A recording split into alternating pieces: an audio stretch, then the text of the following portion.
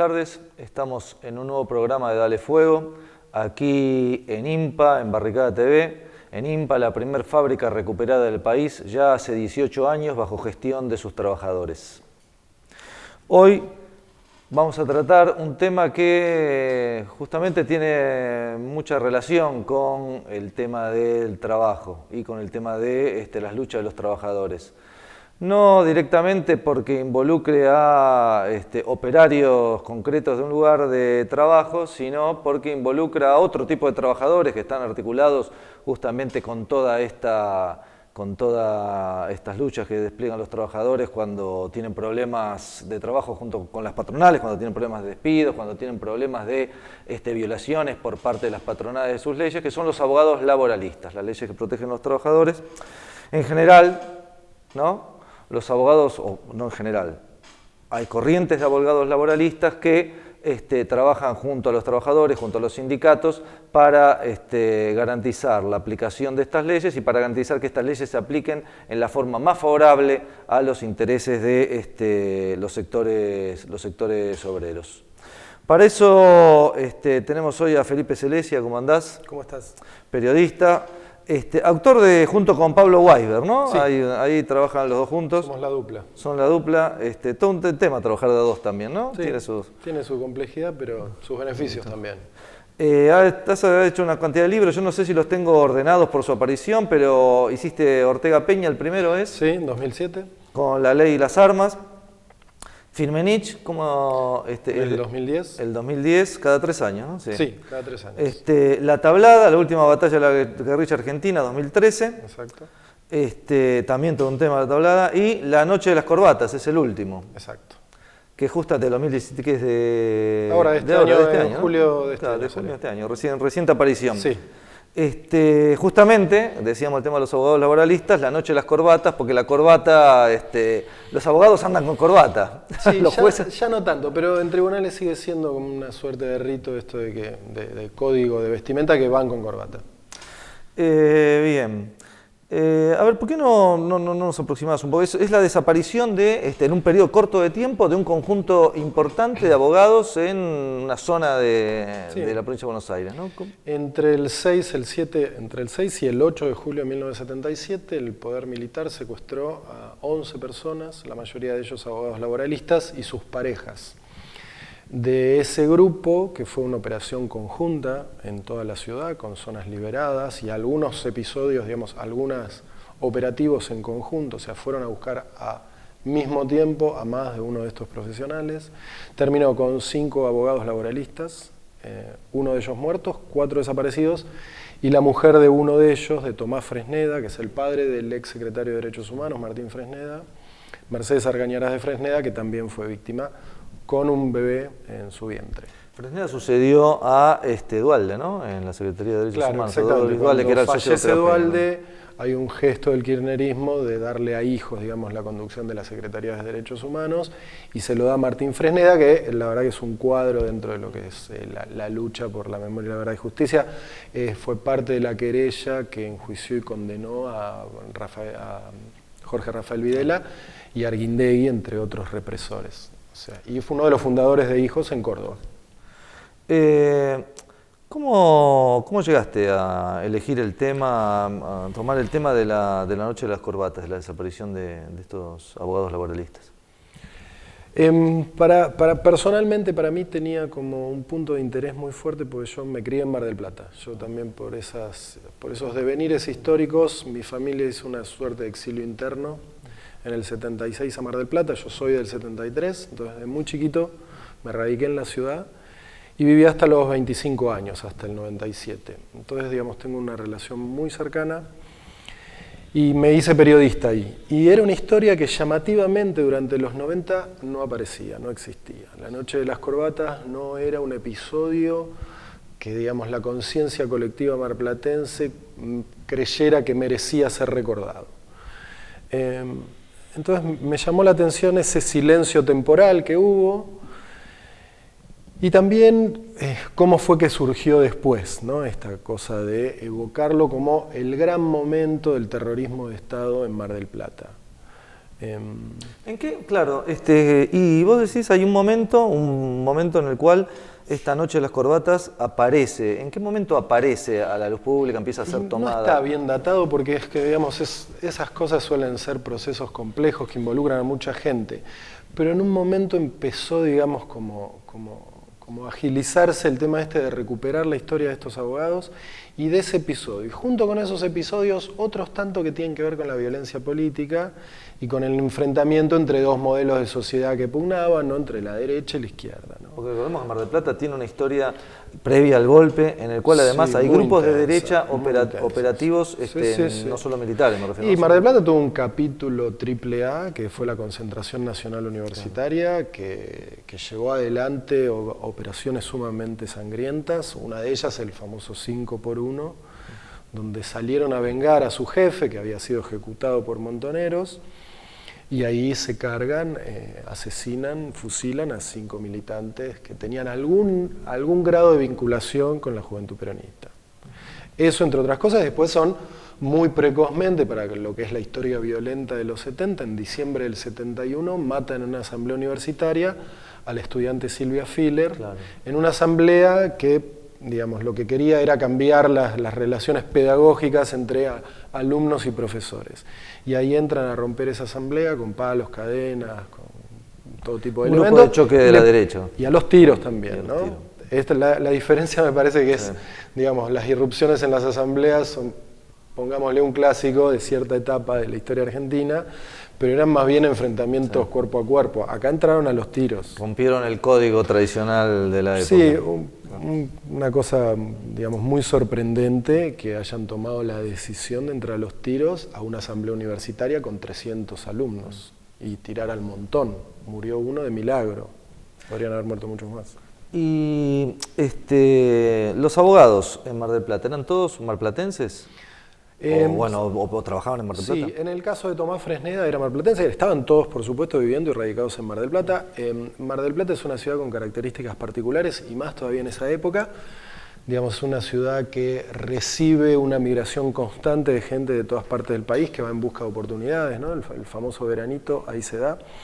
En ese momento era una ciudad de 300 y poco de mil habitantes, no era la Mar del Plata que conocemos ahora, una mega ciudad, un centro turístico muy grande, no era eso todavía, estaba empezando a hacerlo con el turismo sindical, y lo que tenía era una incipiente industria pesquera que empezaba a tecnificarse y, digamos, y había aumentado exponencialmente sus capturas y, digamos, sus dimensiones. Esto había traído, digamos, mucha riqueza a la ciudad, y las consiguientes disputas por esa riqueza entre capital y trabajo. Ahí al medio era donde actuaban estos abogados, que entre sí no tenían mucho que ver, digamos, porque el más grande de ellos tenía 50 años, era Norberto Centeno, era un peronista ortodoxo que, digamos, representaba y expresaba a la CGT y a todos los movimientos del peronismo en el movimiento obrero. Después lo teníamos a Jorge Candeloro, que era el que le seguía, que se había formado con él en el estudio, que era un poco más joven, tenía unos 15 años menos, que era el secretario general del Partido Comunista Revolucionario. O sea, no tenía absolutamente nada que ver. Lo que sí los hermanaba, tanto a Candeloro como a Centeno, y a los otros tres, era una defensa estricta de las leyes laborales y, digamos, las conquistas de los trabajadores. No solo representaban trabajadores individualmente ante casos de despido, de abusos, etcétera, sino que tenían representaciones colectivas de los gremios. O sea que participaban de las paritarias, de las negociaciones, en el caso de la pesca, negociaciones por cortes nuevos de pescado, por tareas nuevas que se iban agregando, etcétera. Y después los otros tres que quedan era Tomás Fresneda, que tenía un perfil, era como un peronista independiente, porque no estaba enrolado, digamos, en ninguna de las organizaciones de la época, pero tenía cierta simpatía por el peronismo de izquierda. Y después Alais y Arestín, que eran el resto que componen este núcleo de los 5 que desaparecen esa noche, venían de una militancia universitaria muy intensa y habían sido las caras visibles del reclamo por justicia cuando fue el crimen de Filler. Y estaban siendo muy hostilizados, muy hostigados por este grupo ultraderechista, la Concentración Nacional Universitaria. O sea, vinculación, lo que vincula a estos abogados entre sí, más que nada, es la defensa de los derechos de los trabajadores, no la pertenencia a una organización política o ser miembros o una estructura de montoneros, del PRT o de alguna fuerza revolucionaria. Esto es particular, digamos, porque nosotros lo que tomamos con Pablo cuando decidimos meternos y hacer un libro con algo es un tema general. Después, cuando vamos investigando ese tema, vamos estableciendo alguna hipótesis. Digamos, no es que tenemos una hipótesis en principio y después la vamos consolidando, sino que es al revés. Vamos formando la hipótesis cuando tenemos la investigación. Pero acá se nos dio esta paradoja de decir, no puede ser que solo por el hecho de ser abogados de trabajadores los hayan desaparecido. Nos resultaba un poco insuficiente. Creíamos que tenía que haber otro criterio que los unificara. Digamos, que los militares al momento de decidir esa operación habían tenido en cuenta otros elementos, ¿no? Puede ser participación en la política, en la lucha armada, en alguna organización de la época, intereses económicos, razones más personales.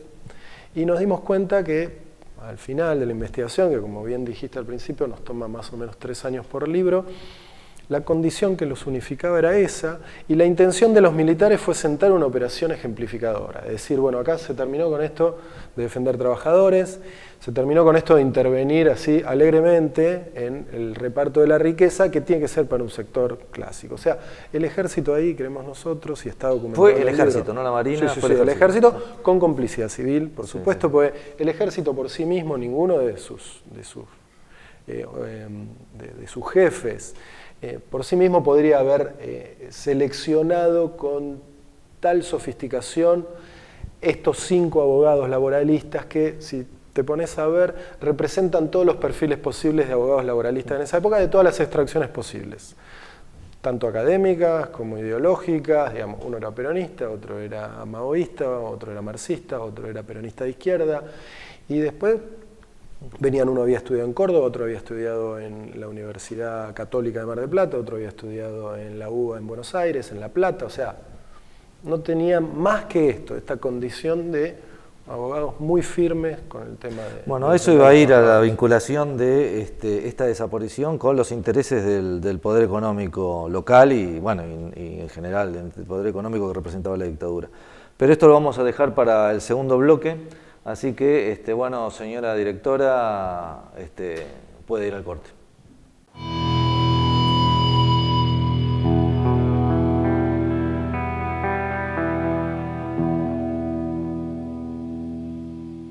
Muchas cosas que nos arrima hacerla hoy en día, tener una justicia social acá adentro, ¿sí?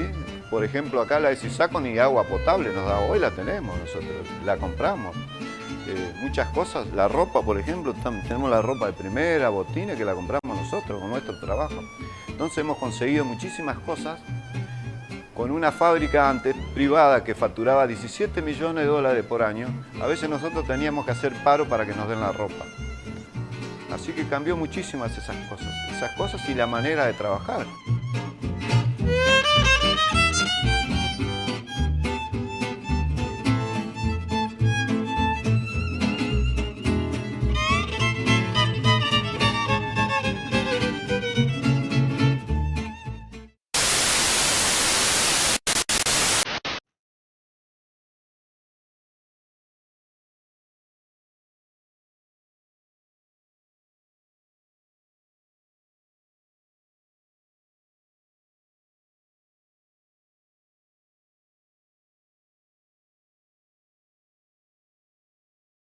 Bien, sintonízate con Barricada TV, un arma de combate para los que luchan.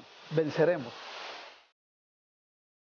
Barricada TV, firme junto al pueblo, posta.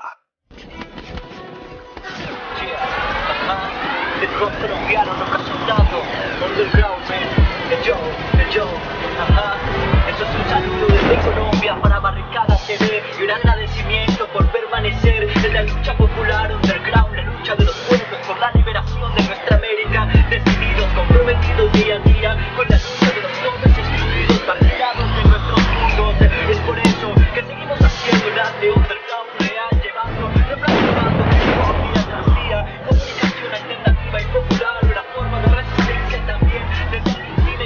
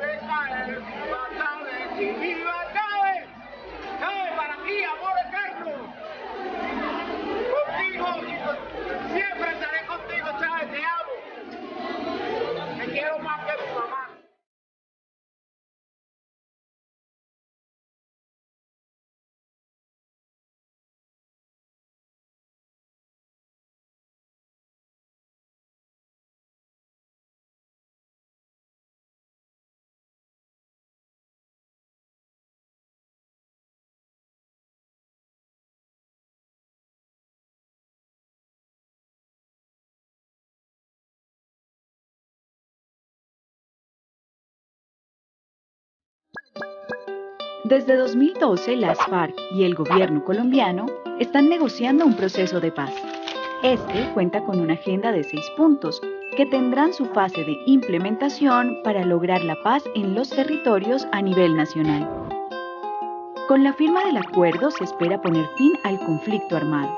El primer paso es el cese al fuego, para detener temporal o definitivamente las confrontaciones, que puede ser decretado unilateral por una de las partes o bilateral por ambas partes. El cumplimiento del cese al fuego se debe monitorear y verificar. El monitoreo se hace a través de la recolección y análisis de la información en terreno. Se monitorea que las partes no desarrollen acciones armadas ni movilicen tropas en las zonas señaladas. La verificación va de la mano del monitoreo y permite emitir juicios y señalar responsabilidades sobre posibles incumplimientos de los acuerdos. El ejercicio de verificación se puede ver como si fueran 3 personas en un jeep, una por cada una de las partes, y un tercero internacional de carácter neutral. El tercero, asignado por el gobierno y las FARC, es una misión política de la ONU, integrada por la CELAC. Pero entonces, ¿cuál sería el papel de la sociedad civil en el monitoreo y verificación del cese al fuego? ¿Puede acompañar este mecanismo tripartito? Es posible que el gobierno, las FARC y la ONU requieran el apoyo de organizaciones de la sociedad civil para fortalecer su misión.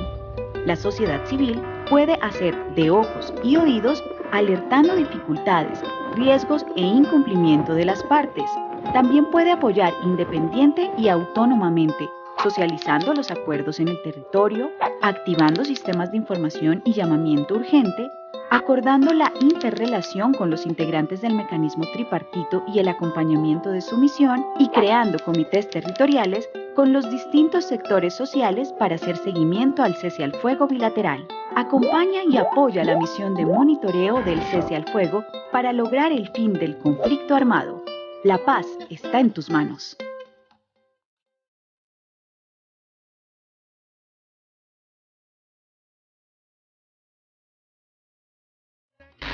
Somos Cartago Televisión, estamos desde Neuquén Capital, en el norte de la Patagonia. Están viendo el Limay de fondo, uno de los símbolos de la maldita neuquinidad. Nosotros estamos en este momento acompañando a nuestros hermanos de Barricada Televisión, un canal de televisión recuperado, puesto en marcha por sus trabajadores desde una fábrica recuperada.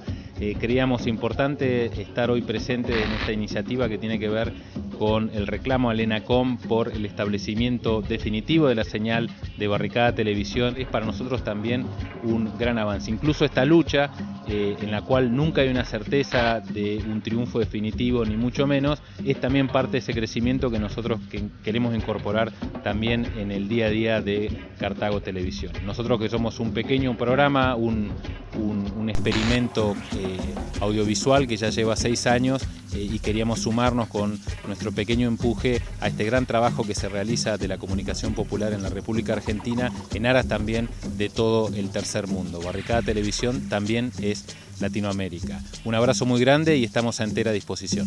En el pueblo de San Cayetano, en el pueblo de San Cayetano, donde la vieron nacer, río vida Martínez con candela.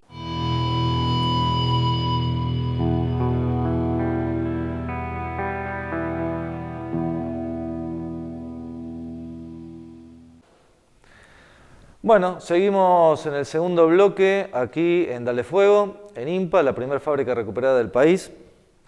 Y estamos charlando con Felipe Acaz el tema de su último trabajo que realizó junto a Pablo Weisberg sobre la noche de las corbatas.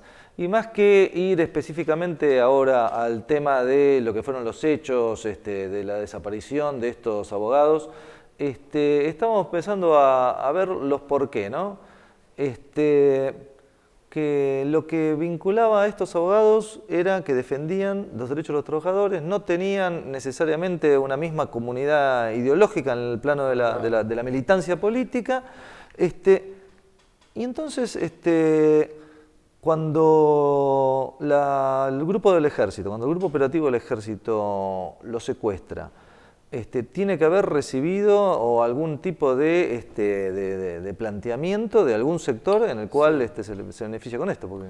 Sí, por supuesto. Bueno, en el caso de la CNU concretamente, digamos, la CNU tenía un grupo operativo que era, digamos, los que cometían, digamos, todos los delitos violentos, y después tenía un grupo político, que era el que disputaba el poder, y de hecho se benefició mucho en el periodo de Isabel y después con la dictadura. De hecho tuvieron cargos en la justicia, cargos en la universidad. De hecho, uno de ellos, que está siendo juzgado ahora, Gustavo de Marchi, que era el jefe de esa organización, fue el candidato del peronismo a intendente de Mar del Plata con el retorno de la democracia, en el 83. O sea, digamos, vaya si ganaron en esa disputa. Bueno, también los que estuvieron en la mesa en contra de Domingo Bajalakis y los hermanos Villaflor en la época de Bandor, lo que cuenta que mató Rosendo, era el sector que mató, ¿no? Las patotas, que en el 83 una parte de ellos volvieron al poder en el PJ, ¿no? Y muchos de estos miembros de la CNU, de este sector, de este grupo político, eran abogados y hacían laboral, eran abogados laboralistas, y se quedan con los gremios que pierden representación cuando desaparecen estos abogados. O sea que ahí, si bien no puede afirmarse que alguno de los miembros de la CNU apuntó directamente, pues sería un poco irresponsable, suena bastante verosímil que ellos, para quedarse con esos sindicatos, hayan eliminado a estos que eran competidores directos, que además no estaban, digamos, en su palo político ideológico. Eso por un lado. Y después está claro que tiene que haber existido uno o más abogados laboralistas que hayan detectado y que hayan transmitido a los militares a quien debían secuestrar en esa operación conjunta, que fue muy ambiciosa, porque como decimos, secuestraron 11 personas a lo largo de 2 días. Hay un antecedente de Candeloro que los fueron a buscar a Neuquén. Porque ¿El mismo grupo del ejército de Mar del Plata? ¿O no, pidieron a la Policía Federal en Neuquén que lo secuestrara y que lo enviara, de hecho lo enviaron en un Hércules a Mar del Plata unos 20 días antes. Y ahí lo secuestran a él, a la mujer, y se lo llevan en este Hércules a Mar del Plata, y ahí ya lo toma el grupo de tareas y lo mete en la cueva, que era el centro clandestino de la base aérea. Cuando uno llega a Mar del Plata, tiene a la derecha el aeropuerto, Piazzola, y unos metros más adelante la base aérea. Ahí a 600 metros para atrás había una gran antena de radar, ahí abajo estaba el centro clandestino, ahí fue donde probablemente, donde los torturaron y donde probablemente algunos de ellos hayan muerto. Otros no, porque había muchos vuelos de la muerte desde ahí. Entonces, nosotros vemos que, es bueno que se sepa, ¿no?, que en general los abogados laboralistas que trabajan con los sindicatos, dentro de los sindicatos, tienen una importancia particular, ¿no? Seguro. Eso, por eso está esta disputa por el tema sindical. Está el interés económico también. Pero tener un sindicato para un laboralista implica un flujo constante de clientes, claro. Digamos, si uno tiene el poder de ese sindicato.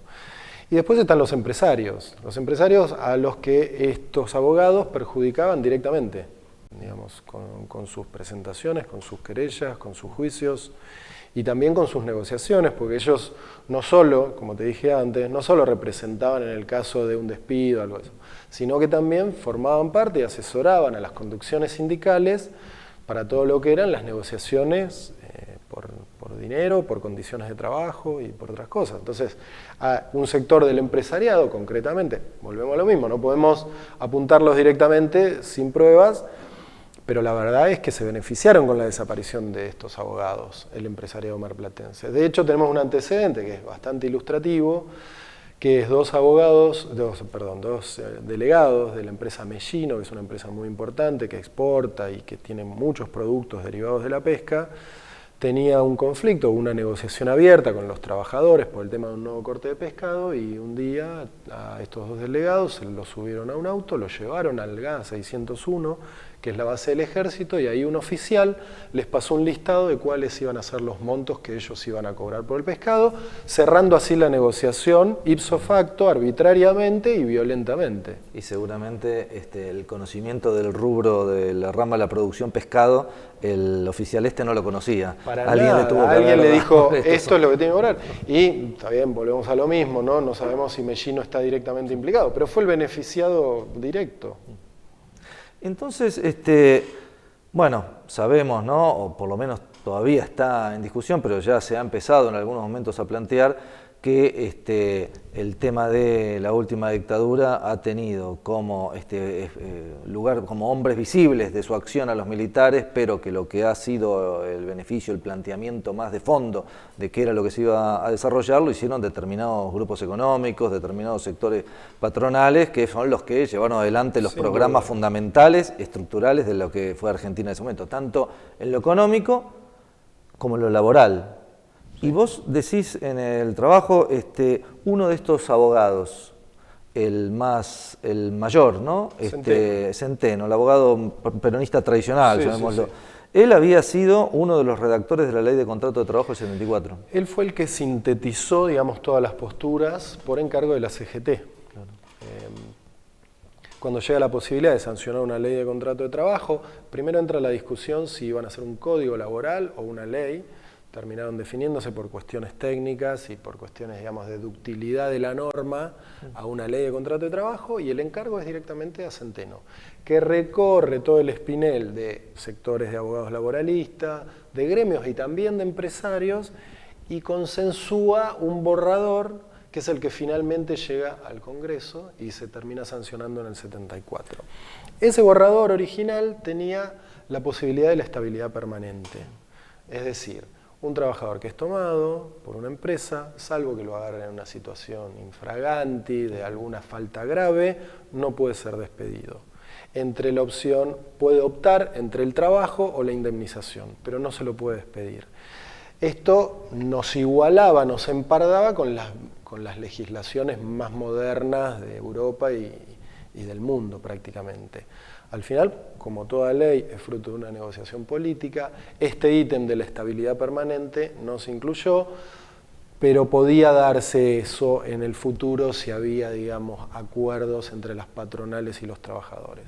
Pero fue una ley muy avanzada que, por ejemplo, reglamentó el derecho a huelga, que instaló el principio de indubio pro operario, que es, ante la duda, las razones del trabajador.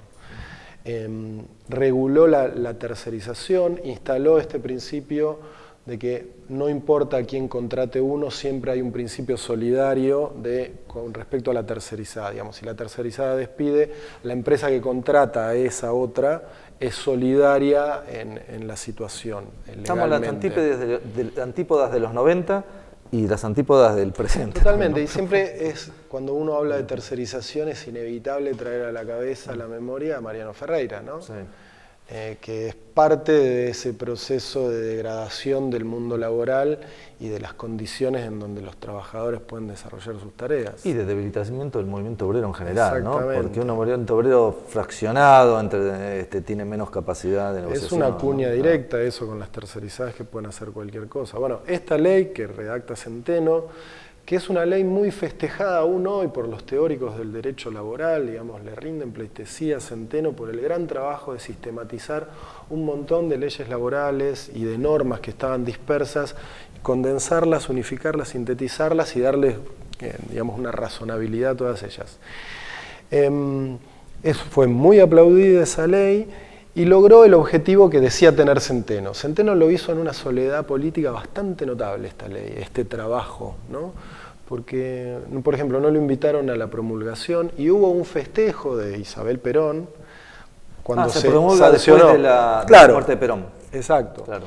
Entonces ahí, el 1 de julio, ¿no? Exactamente. Entonces ahí arma la CGT, arma una plaza de mayo para celebrar esta conquista de los trabajadores, y ahí, por ejemplo, no lo invitan a Centeno. Centeno está en Mar del Plata y se entera porque una secretaria le trae una edición de estas baratas que venden en la puerta de tribunales cuando sale una ley, y se la lleva una secretaria y dice, a ver qué quedó. Algo bastante particular. Bueno, igual, más allá de eso, el dato central es que 20 días después del golpe de Estado, claro, la dictadura conculca el 40% de los artículos, o sea, borra el 40% de los artículos de esta ley y modifica otros tantos, o sea, destroza la ley prácticamente. Y retira todo esto que te mencionaba, el principio de indubio pro operario, la regulación de las tercerizadas, la regulación de, por ejemplo, hasta ese momento se aceptaba, digamos, un certificado médico por casos de enfermedad del trabajador. Se deja de aceptar eso, O sea, hay como una serie de retrocesos en la situación del trabajador que también redundan en dinero para los trabajadores y más dinero para las empresas. Porque el sueldo que uno cobra es el sueldo que uno cobra y un montón de indirectas de salario indirecto, que van por la cantidad de horas, la intensidad, los días que puede tener libre, las coberturas sociales y demás. Que esos son costos para la empresa, que si no los tiene, gana plata. Hay un caso muy famoso, que es un caso señero, que tiene que ver con los abogados laboralistas y las empresas, que es el que se da en Loma Negra, que por casos de silicosis hay toda una serie de presentaciones y esto le implica a Loma Negra una pérdida de 100 millones de la época, de pesos de la época. Y cuando desaparecen a Moreno, que era el abogado que llevaba adelante estos juicios, al ejercicio siguiente recuperan esos 100 millones y ganan 150 más en esos ítems que tenían que ver con la silicosis, que es una enfermedad terrible, que es contaminación por minerales. En la época del proceso. Sí, ¿no? También más 70 mediados de post-dictadura. Entonces ahí está muy claro, digamos, cómo intervino el proceso ¿para qué intervino el proceso haciendo desaparecer a los abogados? Sí, recordemos que Loma Negra, ya que mencionaste, es uno de los contratistas del Estado, proveedores de cemento en la época del proceso, por ejemplo, la construcción de autopistas y otras obras que se hacían acá, ¿no? Es una de las empresas que despegó en esos... Sí, y vale aclarar que Moreno, digamos, intervenía para que les pagaran las indemnizaciones por haber perdido su salud a los trabajadores. O sea, su vida dejaban ahí en las canteras. Que no es un trabajo muy salubre. Ninguno. Es interesante una cosa que dijiste, ¿no? 20 días, o sea, cuando uno estudia la dictadura militar y, por ejemplo, la compara con otros momentos históricos, por ejemplo, no es una dictadura, pero en términos económicos es muy parecido al proyecto, ¿no? Quizá más profundo, más rápido. Se da cuenta de los tiempos que le llevó a Martínez de Hoz, al equipo militar, al equipo civil, ¿no? que desarrollar determinadas leyes, ¿no? Al año 77 la reforma financiera, las leyes sindicales fueron muy discutidas, al final no pudieron pasar. Sin embargo, acá 20 días, una ley compleja, un articulado complejo. No pudo no haber habido participación de abogados laboralistas en esta reforma que hicieron los militares. Digamos, acá queda otra vez palmariamente demostrado cómo en realidad los militares fueron un instrumento, un brazo armado apenas de sectores interesados que fueron los que fijaron las políticas. Porque 20 días significa que este recorte está pensado previo. Estaba hecho antes del golpe. Antes del golpe, el programa, los cursos básicos. Y fueron, si bien lo firma, digamos, esto sale en el boletín oficial 20 días después y lo firma Tomás Liendo, que era el ministro del Interior de facto. Tomás Liendo no debía entender qué era el derecho laboral. O sea, firma algo que le acercan un grupo de profesionales, intuyo yo, representantes de empresas, abogados de empresas, laboralistas de empresas, que lo que hacen es llevarle la modificación para que la firmen. No hay otra posibilidad. No veo esto como una iniciativa de los militares que se hayan acercado a decir, bueno, ¿qué tal si compensamos, equiparamos un poco las relaciones de fuerza? Que nunca es una relación de fuerza igual, ¿no? Y además pensarla en 20 días, ¿no? Teniendo en cuenta los tiempos, es casi una demostración Los laboralistas tienen un pequeño juego que es tratar de determinar quiénes en la época, qué abogados pueden haber firmado eso y tiran nombres, es bastante interesante. Estaría bueno conocerlos por su propia confesión, ¿no? Que ellos digan, sí, yo hice esta ley, que se hagan cargo de esa modificación que hicieron, ¿no? Y que la expliquen, porque supongo que tendrían razones profesionales también, o razones políticas, bueno, que la expliquen. Bueno, hay gente que tiene razones ideológicas, ¿no? Pero sería interesante escucharlas, porque la verdad se antojan bastante delirantes, si es que pueden decir algo, ¿no? ¿Qué van a decir? Y para ir viendo algunas otras cosas del libro, ¿qué conclusiones llegan ustedes cuando después de realizar la investigación en términos de lo que es la cuestión específica de este grupo de abogados que desaparece en Mar del Plata y no en otras regiones del país, por ejemplo, ¿no? Lo que vemos es esto, que como en todo proceso, digamos, de pujanza económica, de de incremento de la riqueza, siempre hay tensiones sociales, y que se dan muy marcadamente en el movimiento obrero, porque es el que empieza a ver que hay frutos, digamos, de ese esfuerzo, de ese trabajo, y empieza a reclamar para que se dividan mejor. Entonces esto es como un coletazo de todas esas tensiones que, como no teníamos instituciones que pudieran regularlas y canalizarlas, termina siendo al margen de la ley un grupo de militares que secuestra y mata a los abogados laboralistas, que seguían teniendo los mismos instrumentos legales y que no habían retrocedido en esos términos. Digo, eran abogados que no, las leyes estaban vigentes. Si bien recortada, la ley de contrato de trabajo seguía vigente y había todo un cuerpo de legislación laboral que era muy favorable al trabajador. Y ellos seguían ejerciendo y seguían yendo a los tribunales y seguían defendiendo a los trabajadores. Entonces ahí es como no, digamos, esa discusión o ese debate no se podía dar en términos normales, porque la relación de fuerza y el reparto de esa riqueza seguía siendo desigual, aun cuando los trabajadores habían ganado terreno. Optaron por una solución muy pragmática, que era desaparecer a aquellos que eran los que reclamaban y los que mantenían vigentes esos derechos. Bien, vamos a cerrar este segundo bloque y bueno, vamos a ir a un tercer bloque posteriormente, en el cual haremos un balance general del conjunto de los trabajos, pero también de este último que estamos charlando. Bueno, señora directora, queda en usted el control de la situación.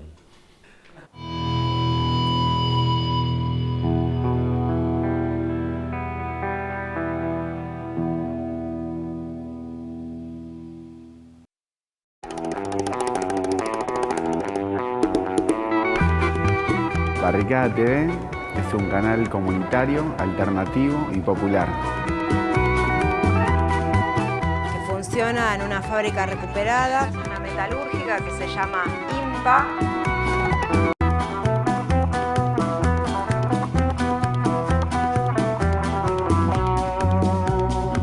Queremos que realmente a nivel popular tengan cabida. Los medios que expresan juntamente los sentires, la forma de vivir, etcétera, de la gente de la base.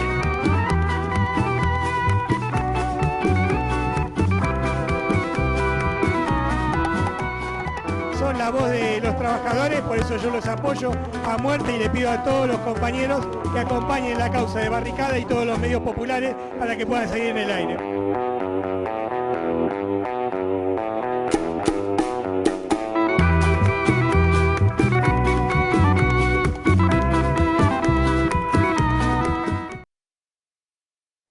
Hay épocas en que la poesía se plantea una última cuestión.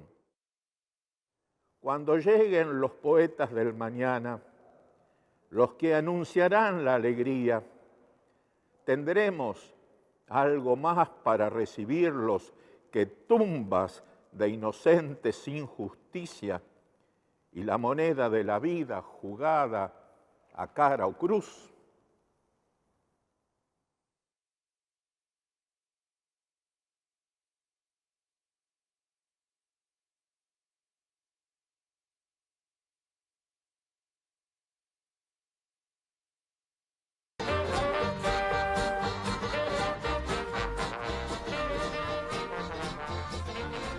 Giramundo TV Comunitaria es un canal de televisión que se encuentra en San José, Guaymallén, provincia de Mendoza. Desde hace 7 años transmitimos para todo el barrio por el canal 34 de aire en analógico. En nuestra pantalla se proyectan producciones propias con información local y provincial y contenidos en medios audiovisuales alternativos y populares, tanto nacionales como latinoamericanos y del mundo. Desde Giramundo TV consideramos la comunicación un derecho de todos y todas. Creemos que como ciudadanos no solo debemos ser consumidores de servicios de comunicación audiovisual, sino principalmente productores y productoras de contenidos que expresen lo que vivimos, pensamos y sentimos.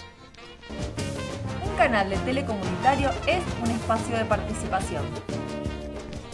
La democratización de las comunicaciones debe considerar el acceso y el derecho a hacer y a hacer comunicación desde nuestros medios. Para que todas nuestras voces y miradas tengan un espacio de visibilización, acompañamos el pedido de habilitación de los canales Barricada TV, Urbana TV y Pares TV, y exigimos más concursos y licencias para radios y TVs comunitarias. Seguimos luchando por la defensa del 33% para los medios sin fines de lucro y la continuidad de las políticas de fomento y el pago de las cuotas FOMECA adeudadas. Seguimos luchando por la democratización de la comunicación.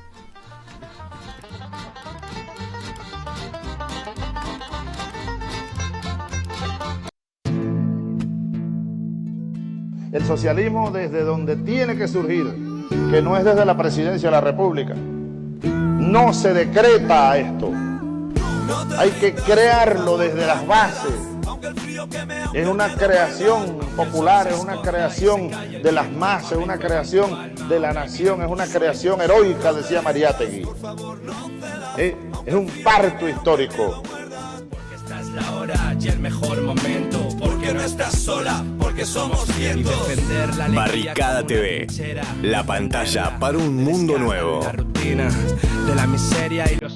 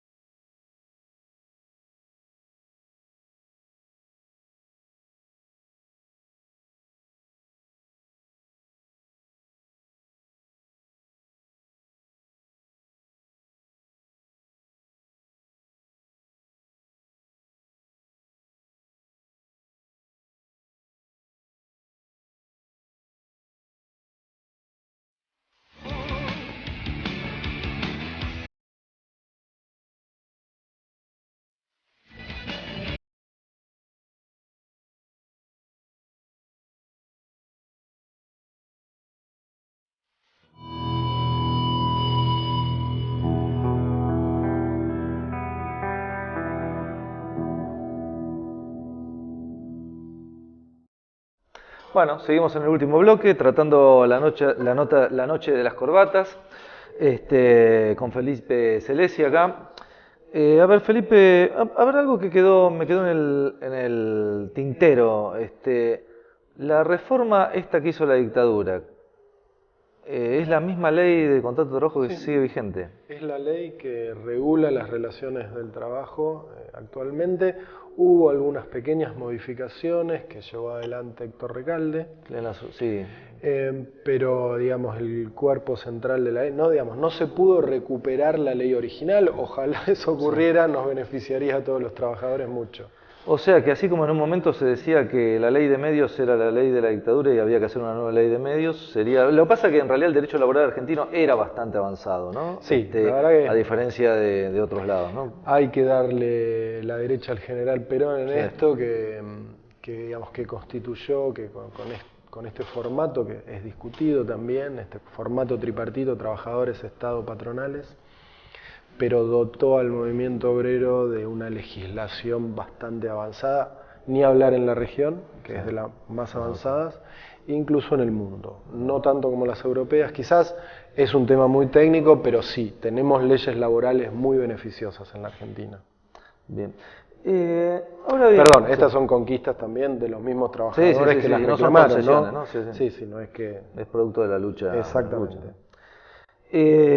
Bien, cuando todos sabemos que, bueno, en algunos casos no, en muchos casos no, pero hay la desaparición de los abogados, ¿no? ¿Causó un impacto en la justicia? Sí. ¿Cómo fue eso?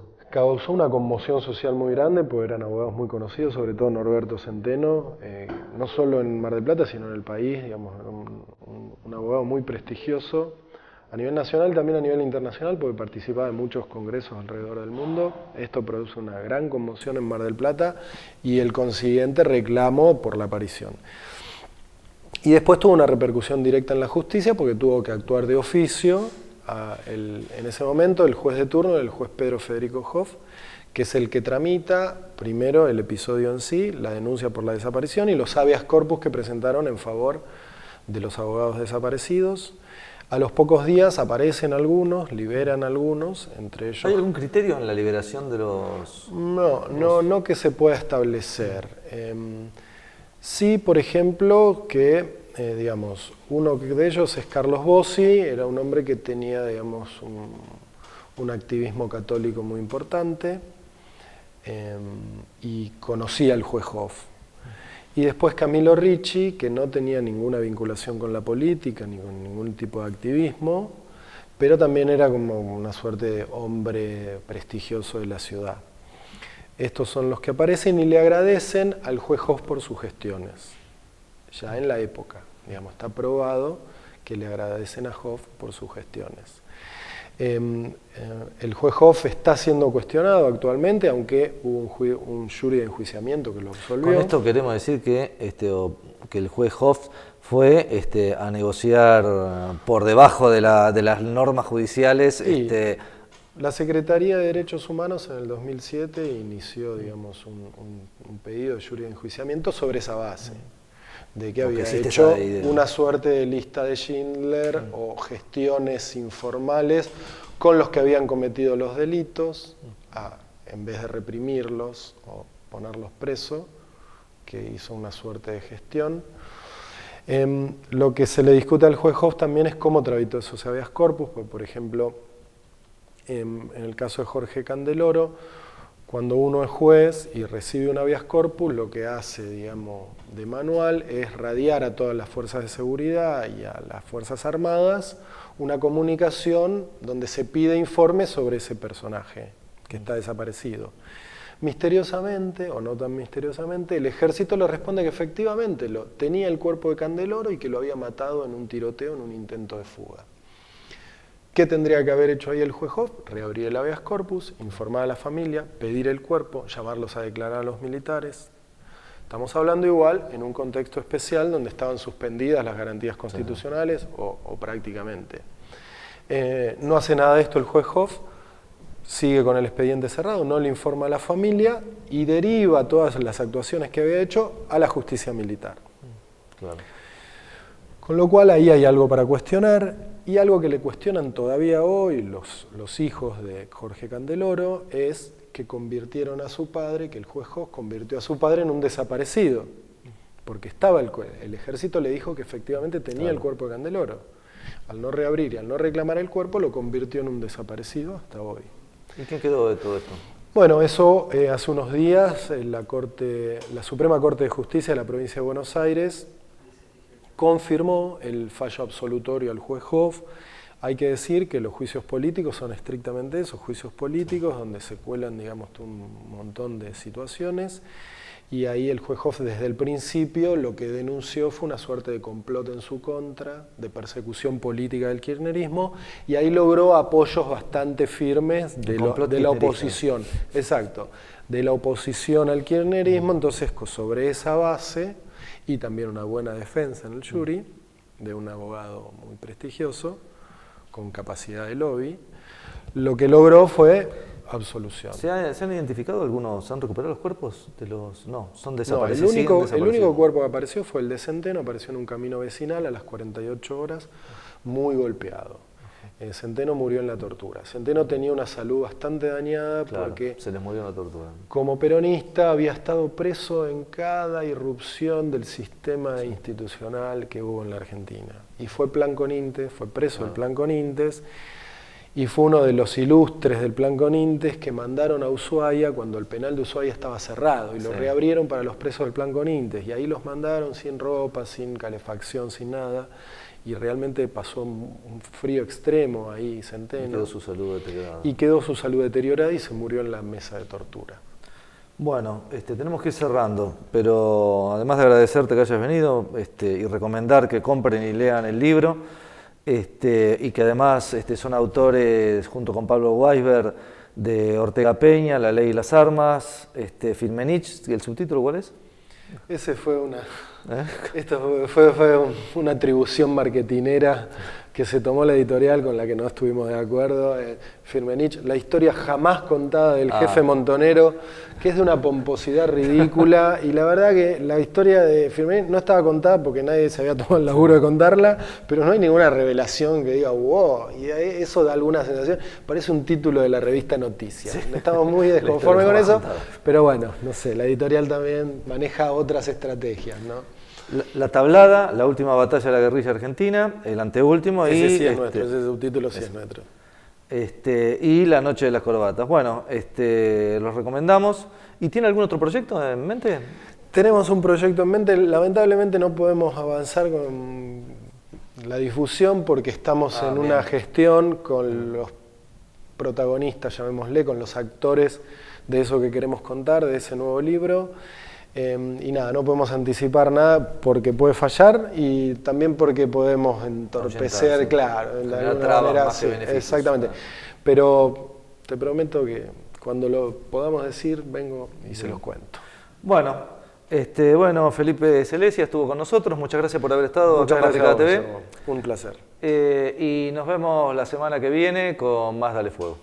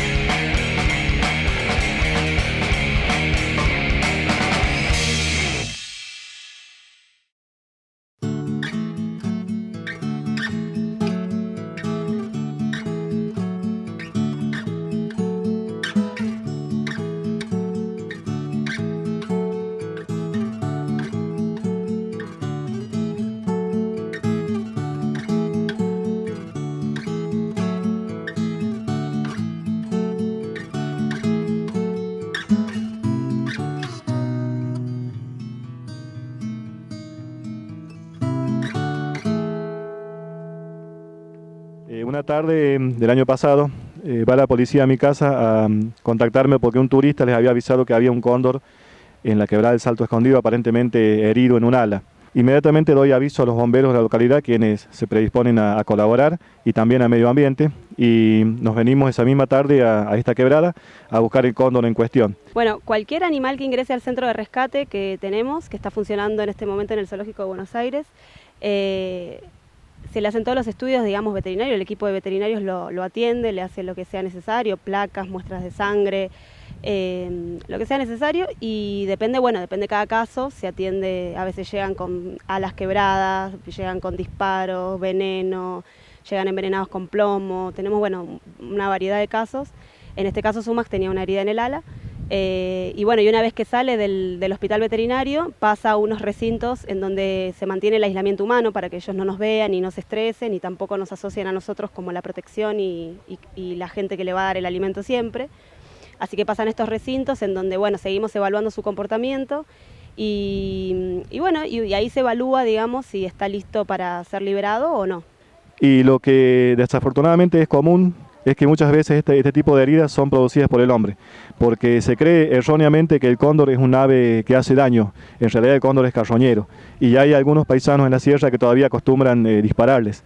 Se está trabajando muy fuerte para revertir esa situación. Afortunadamente este cóndor no era una herida de bala, era una herida por causas naturales, pero hay algunos sucesos que han tenido otro tipo de desenlace. Desgraciadamente han sido cóndores heridos por herida de bala y no todos han podido recuperarse, algunos han muerto.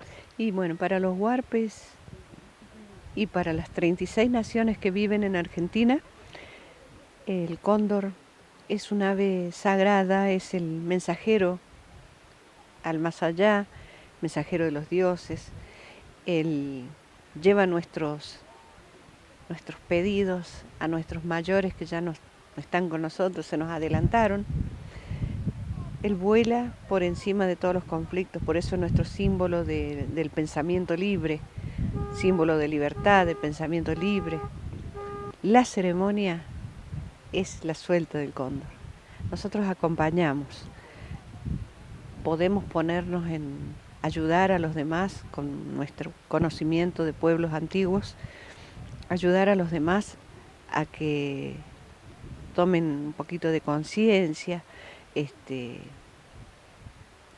manejar algunas cuestiones o elementos de una ceremonia, pero para mí la ceremonia es cuando el cóndor queda en libertad.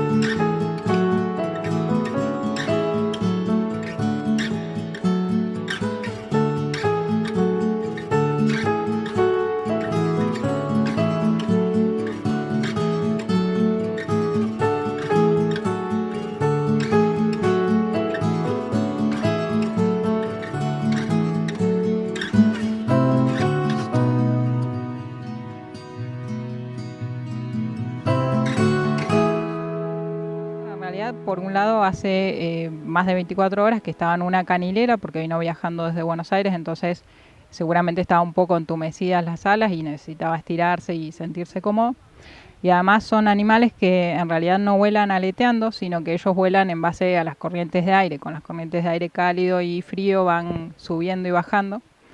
Entonces él lo que fue haciendo es ir tanteando el viento. En realidad había poco viento apenas salió de la canilera. Entonces estuvo esperando el momento en que pudiera enganchar una corriente de aire que le permitiera volar. Por eso también lo largamos acá al al borde del precipicio, digamos, para que él tenga un lugar donde saltar y enganchar la corriente de aire. Porque ellos no levantan vuelo hacia arriba, sino que saltan y desde ahí empiezan a planear.